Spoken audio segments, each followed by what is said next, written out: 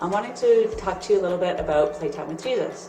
Being a Christian, I know that God made us to be in relationship with Him, and I've been trying to get closer to Him and get to know Him. And in doing that, I've came across a course called Communion with God with Mark Verkler, and during that course, he was trying to help us to experience God's voice and learn how to hear Him on a regular basis for ourselves, and just deepen our relationship with God in that way. And one of the things he had us do was to close our eyes and picture ourselves walking down the beach with Jesus. And as we were walking down the beach, we were supposed to picture him doing, walking with us and ask him a question. And he suggested we ask him, how do you see us, or do you love me, or a question like that, or how do you love me, or something like that. So I did that, and right away after I asked him that, so I'll back up a bit. So I just closed my eyes. One of the things he asked us to do was to picture something you own, so you would realize what kind of part of the brain you are going to be using to hear from God, because God speaks in our thoughts. And so he had us picture our house. So if you'd like to try this right now, you can close your eyes and just try and picture your house and see if you can see it. Some people actually can't. They're not as visual, and so God may speak to you more in like words or thoughts, like words will pop into your head. But for me, I could picture my house. And anyways, after that, so I closed my eyes and I pictured myself and Jesus walking down the beach. And I asked him, Jesus, how do you see me? Or do you love me? I don't remember exactly which one it was, but I said that, and right away, as we were walking, he just stopped and bent down and picked up a seashell. It was just a little seashell, the kind you'd find in a lake shore. And he just started showing me all about this seashell and explaining every little detail. And I didn't understand what he was saying at first, and I was kind of annoyed because I had asked him this important question, do you love me, or how do you love me? And he went on and on about the seashell, where it was worn or chipped, or the colors here and this and that. And he was really, really interested and cared a lot about this seashell, and he knew every little detail about it. And I was kind of like, well, that's kind of rude to go on about a seashell when I asked you a really important question about me. And then it dawned on me that this seashell represented me, and that he knew everything about me, and he cares so much about every detail, and he loves me and knows everything about me. And then I looked down and I saw all the seashells on the seashore, and that represents everybody in the world. And he cared. So it was really meaningful to me, and I knew that in that moment that it was his voice, because there's no way I would have. I was even offended, like I didn't understand it at first what he was saying. It was very spontaneous, and I knew it was, even though he was speaking in my thoughts, it wasn't my thought. It was definitely from him. And one of the things also I learned on that course was that God's voice, he will always speak love. He is love. So his voice will always be love to you. Even when he's correcting us and showing us maybe we shouldn't be doing this thing over here, and he wants us to do something else, or even when we've done something wrong, he'll always correct us in love. So his voice will always sound loving. So that's a really important thing to remember. Anyways, since taking that course a number of years ago, I've been practicing hearing God's voice daily and just trying to walk with him in closer relationship with him. And I have young kids, and I was wanting to lead my kids in that, because God wants to have a relationship with them. And as a mom, that was my main thing. I really want my kids to experience God for themselves, to know his love for themselves, to love him themselves, not just because it was my religion, but that they would experience him, because his love has been the most satisfying thing in my life.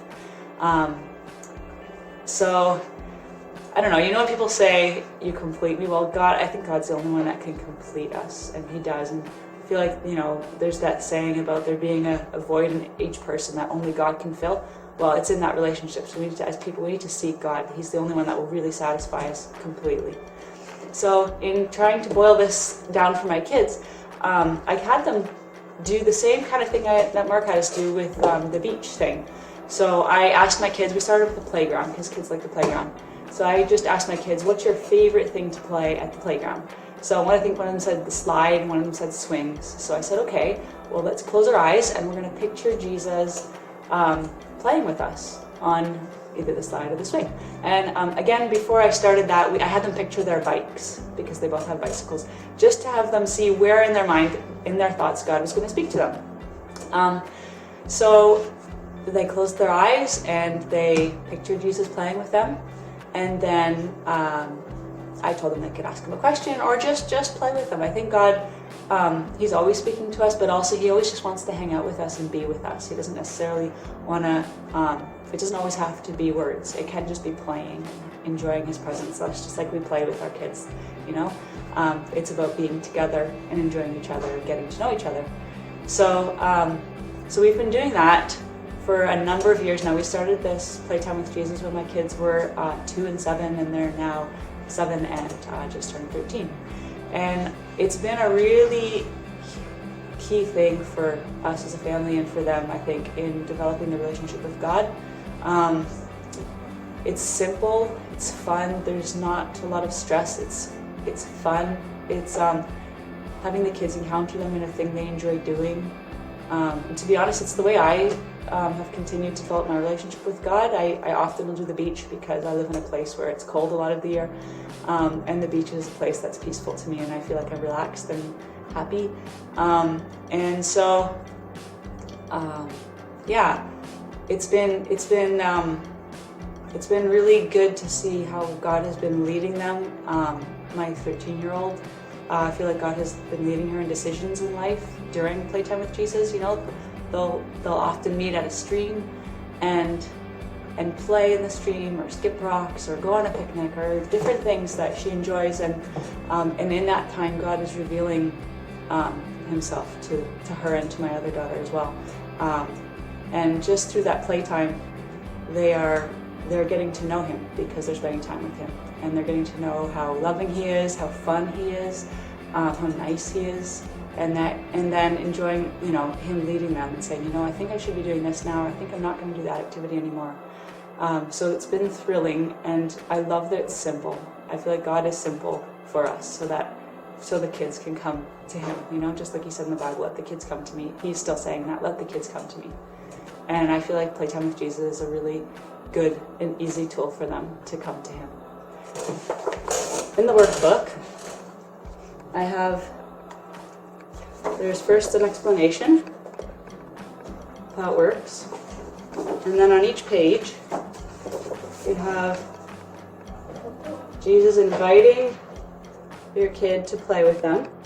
So in this one he's saying, do you want to go to the beach? And then on this side there is a frame where the kids can draw what they did with Jesus and maybe what he said to them or what they said to him. So it's been a really good experience. Two questions. One that my oldest asked me when we first started was, am I just making this up? And because she was picking the activity. She was used to, you know, you just close your eyes and kind of tell God stuff, but she was getting used to the idea of that she picked the activity. And I said, well, do you think that God wants to, you know, play with you at the park? And she said yes. And I said, well, does it matter if he invites you to the park or if you invite him to the park? And she said, no, actually, I think he'd want to play at the park with me. And that answer helps her get over the fact of like the whole am I making this up thing. It's like, well, Christianity, there's an element of faith. Is God real? Is he there? Yes or no, that's your faith. But once you know he's there and you have faith that he's there, you need to know that he wants to spend time with you. So if you say, hey, let's go to the beach, he's going to say, yes, I want to meet you at the beach. That's his heart. He wants to spend time with us. I don't think it matters to him what activity we pick to play with him. It's just that he wants to spend time with us. Another thing is sometimes we'll try and picture him playing with us and we won't actually experience anything. That happens sometimes.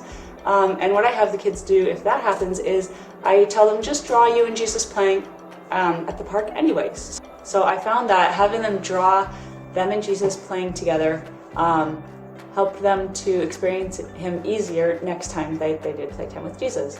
And when they were drawing, that sometimes God even spoke to them or they experienced his presence while they were drawing. I've also noticed that since we started doing this, especially my youngest has really been experiencing God more in other areas of where we, you know, are active in our faith. So in worship, for example, ever since doing this, she's been a lot more active in worship. And I feel like it's because she's getting to know him. It makes sense too. She's getting to know him more, so she's experiencing worship at a deeper level, because worship is just singing our love to him.